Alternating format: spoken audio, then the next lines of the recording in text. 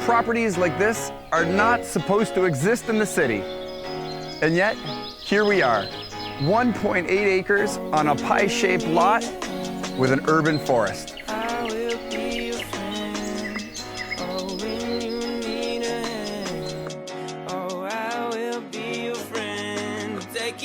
And the sprawling bungalow has the most picture-perfect basement walkout you could ask for.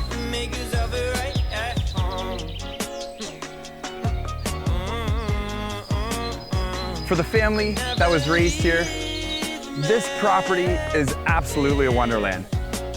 Baseball games, tree forts, and splashing around in Walker's Creek.